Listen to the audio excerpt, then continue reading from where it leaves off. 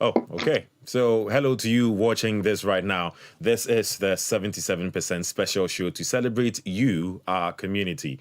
Now, a few days ago, we reached 20,000 subscribers. And as I'm talking to you now, we have about 24,000. And it's all thanks to you.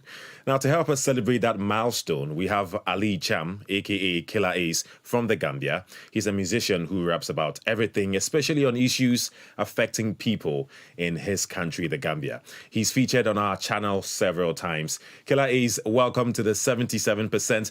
Do you have any words for us on reaching this milestone? Well, thank you for having me. And first of all, congratulations for reaching, such a great milestone.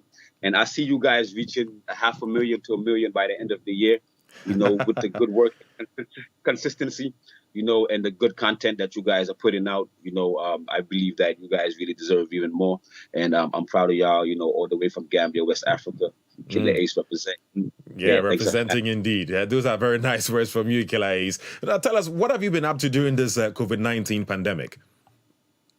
Yeah, just on the low, handling business, making some music at the same time. And, I'm working on an EP called the Lockdown EP, which is going to have 6 songs related to the coronavirus pandemic and the whole situation around it from different perspectives, and that's one thing I'm working on. And I'm also working on another episode, of Wrap Up with DWTV, and that's also in the pipeline coming up. And as an organization and as a movement, we're planning to get the young people ready, for the next elections as far as voter sensitization and awareness concerned as an organization, Gumsabopa. That's one of the plans that we have been cooking during this pandemic period. And Sounds like you've been a busy man. Sounds like you've been a busy man, Killa Ace. But the coronavirus pandemic has changed a lot of people's lives. How has it changed your life in any way? Well, as a Gambian who lives in a third world country, and third world countries are usually hit hard by such situations because of the economical structure of the world, and that alone has a major impact on me and my people. Things are slow. A lot of people are laid off at work. People are, trying to find extra money, extra bread, and things are really not functioning the way that they really supposed to be, and Corona basically messed up everything. When I say everything, it messed up everything, especially from Gambia, West Africa, where we were at least trying to move forward despite the situations, and Corona just shut everything down. And now we're basically back ground zero. And within the Corona pandemic in Gambia, a lot of issues and situations are happening, down home. So Corona, it's messing up everything right now as we speak. Yeah. Now, you've never been one to shy away from talking politics or, from expressing your views in any way. But just for our subscribers and viewers to get to know a little bit more about you, you were born in Serekunda, and then you had to flee the country as a child with your family, if I understand, correct me if I'm wrong, to the U.S. How difficult was that for you? Well, actually, I didn't flee to the U.S. My parents went there as immigrants, and eventually I went there. We didn't actually flee. I ended up fleeing from Gambia, going to Senegal, later on in my life in 15, after doing a song against the president. But I was taken to New York at the early age of 5, 6, and I did my early primary school there till I was 12, 13, and that's when I actually came back to Gambia, to be a different person that I am today. How was that for you? Because, we keep hearing such stories of young people having to leave their country to other places and all. As a child, what was that like for you? Well, back then I was really young, to really understand things. But from what I could really remember, it was basically a different environment, and most of the Africans who went to Europe as immigrants went there to, seek a better life, daddy is a hustler, pops is a hustler, and they just wanted to make a better opportunity, better life for us back home. And that was probably one of the reasons why they took us, for us to also seek opportunities there and come back home, with those opportunities that we were blessed and given, as part of the journey. So like most Africans who live, in such societies, Europe and the West, has been seen as a hustling place for one to elevate ourselves, considering the environment that we live in. So, Mm. and I've just felt a family that was part of that, and that's how I got caught up in it. Yeah. I mean, let's fast forward. Then later in life, you become a musician, a popular one as that. What were you doing before getting into music? Well, I mean, all I know is music. I've been rapping since I was 12, actually. Since I was 12, So apart from music, though, like what I do is I'm a daily hustler. I hustle, make sure I try to, get money all the time. I sell phones, electronics, and buying and selling. That's my side hustle. And that's something that I love doing as usual. So as far as not doing anything apart from music, I'm just a normal human being, a normal Gambian that does what an ordinary Gambian does, despite that so-called being a popular star status. As being a star out in Gambia doesn't really equate to what being a star is in the international game.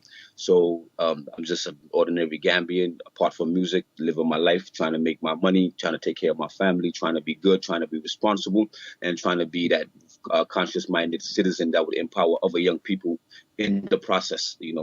So Yeah. yeah. Talking about hustling, I think one thing you and I have in common is that we're all hustlers, aren't we? We're all hustling, to make it bigger and better in life, to take care of our loved ones. But you talk about music and the fact that music clearly was not enough or is not enough to pay the bills. What really would you say is the biggest challenge you've encountered in the industry? Well, I mean, in Gambia, one of the biggest challenges is us being part of the international industry.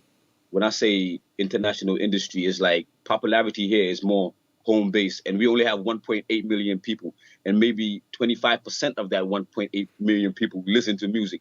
So, like, as an industry, we got to try to fit into the general international industry so that Gambia, not just Killa Ace, but Gambian artists themselves could be recognized on the international and global platform, as that's where all of the major opportunities are, considering that we live in a small, society and environment, so that's one of the major challenges for sure.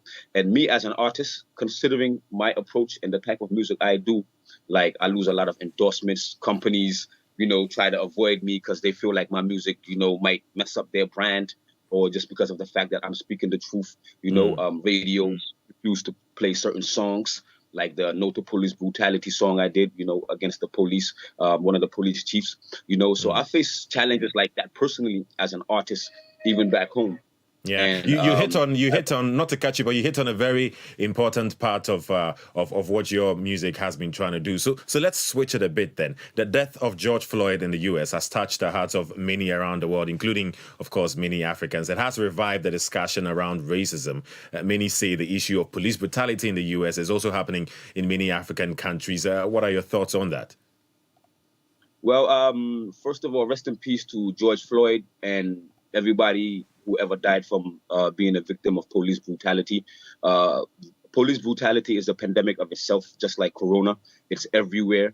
Even during this Corona period, you would see videos of, during the lockdown and curfew periods, citizens being arrested, beaten, by security forces. I myself, like in Gambia here last year, two people died under the hands of authorities. Usman Dabo, may his soul rest in peace. After being detained for 9 days as an asthma patient, he was tortured, brutalized, and immediately after his release, he died. We have Keba Seka, who was stabbed by a police officer, and I had myself brutalized and was nearly a George Floyd when I had dozens of officers on me, spraying me with pepper gas, after arresting me and handcuffing me, and if you look not so long ago, even in our home Gambia, when we have protests, they tear gas us, they spray stuff on us, they arrest us, they beat us, whether you're pregnant woman, whether you're old lady. So basically, police brutality and injustice in general is something that has always, been orchestrated from those who have a higher position, those who they consider as, those who are minorities. And that's really And that's clearly a problem, Killer Ace. How can we change this on the continent? Because police brutality on innocent lives is just not what we want, is it? exactly. Well, first of all, we need to create a different type of force that is more sound-minded. Because if I look at where I'm from, judging it from where I'm from, I'm not saying we don't have good officers. We have good police officers, but majority of them don't even know how to approach properly. They don't know proper arresting procedures. Everything is based on force and just the uniform as a status to do whatever you like. And unfortunately, if we don't choose carefully and select carefully through proper training processes, those that we're going to put into our security forces, you're always going to have people who are wicked naturally. You're always going to have people who just hate people or hate one thing or another. And if you pick somebody who's naturally like that by nature, and then you pick that person and put them into a public service, that person's attitude is always going to show in that person's particular work. So it starts off with making sure we reform through proper training and making sure that we handpick those who are in each and every force, because it's a serious thing that we got going on. And two, justice has to be one of the most important things, especially where I'm from. People who actually the perpetrators of police brutality end up getting promoted. I mean, you don't see them get arrested. You don't see them get imprisoned. They go around town with promotions with new cars. So until we use them as an example and show them that nobody is above the law and the systems in place actually arrest those that commit these crimes, no matter their position or no matter who they are, then I think it would definitely be a better place. But if you arrest and Killa, I couldn't have said it better. I think you said some very strong words, and it has to end. It has to stop, and we have to start from somewhere. Protests all around the world, including even in Africa, people really making their voices loud and clear enough. So we are hoping for a future of police protecting citizens and helping do the right. So many thanks, Killa. I wish we had like 2 hours. Talking to you is always like we need so much time, but we don't have that. But thanks a lot for making time of your busy schedule. When your EP is out, you should share, and then we're gonna listen to some good music. No, I highly appreciate that. And I'm team 77% DWTV. I appreciate it as usual. And keep up the good work. Okay, thank you, Killa, and see you around. Right.